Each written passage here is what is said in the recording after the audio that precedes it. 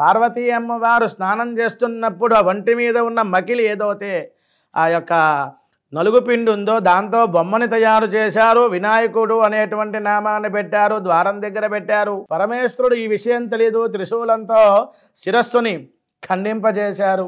అప్పుడు తన యొక్క తల్లి పార్వతీ అమ్మవారు నా పిల్లవాడిని మరలా పునర్జీవుణ్ణి చేయాలి అంటే ఏకదంత ప్రధాన, ఒకటే దంతము ఉన్నటువంటి ఏనుగు శిరస్సుని పెట్టారు. ఆ విధంగా పార్వతీ అమ్మవారే సృజింపచేశారు. మరలా తల్లి కారణంగానే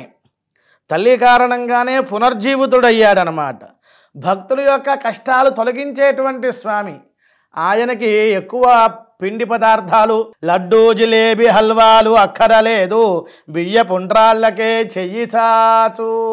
ఏదో హల్వా పెడతానండి, లడ్డూ జిలేబీ వినాయకుడికి పెడతాను అంటే ఆయనకి ఏమీ పెట్టక్కర్లేదు. సుప్రసన్న దైవం, సులభ దైవం. ఒక చిన్న గరిక పెడితే చాలండి, వినాయకుడు చాలా ఆనందం పొందుతాడు.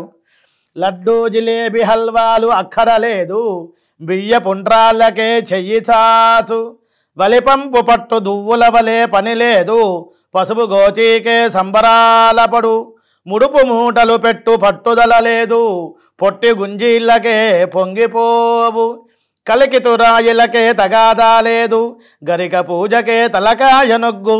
పంచకళ్యాణికే అల్కపాన్పు లేదు, ఎలుక తత్తడికై భుజాలు ఎగురవేయు. పంచభక్షాలకే మొండి పట్టుదల లేదు, పచ్చి వడపప్పుకే తిను పిచ్చి తండ్రి. సులభ దైవం కాబట్టి వినాయక చవితి వచ్చిందంటే పిల్లలందరూ కూడా వినాయకుడి దగ్గర పుస్తకాలు పెట్టి పూజిస్తూ ఉంటాం. మరి పోతన్న గారు ఆంధ్రీకరించేటప్పుడు గణపతి యొక్క అనుగ్రహాన్ని పొందుతారు కాబట్టి వారి యొక్క బాటలో మనము కూడా నడుస్తూ మనము వినాయకుడిని పూజించాలి. ఆ విధంగా మధురంగా మాట్లాడేటువంటి శక్తి వినాయకుడు వల్ల వస్తుంది. మనం చూడండి, శృంగేరి క్షేత్రంలో విద్యా గణపతి అంటారు. అంటే వినాయక చవితి ఆ సమయంలో నవరాత్రులలో వేదము, వేదాంతము, తర్కము ఇవంతా కూడా చర్చ జరుగుతూ ఉంటుంది. విద్యలకు అధిపతి ఒకరు, విద్యా ప్రదాత ఒకరు. అంటే బంగారం ఉంటే కదా, గోల్డ్ ఉంటే కదా ఆర్నమెంటు వస్తువుగా తయారు చేసుకునేది. డిగ్రీ ఉంటే కదా ఉద్యోగం వచ్చేది. ఆ విధంగానే చదువు ఇచ్చేటువంటి దేవత ఒకరు. ఆ చదువుని అప్లికబుల్ అంటారు కదా, బయట వాగ్ఝరి గంగా ఉత్తుంగ తరంగాలుగా ఆ అడిగిన ప్రశ్నలకు సమాధానం చెప్పాలి అంటే వినాయకుడు యొక్క అనుగ్రహాన్ని పొందాలి.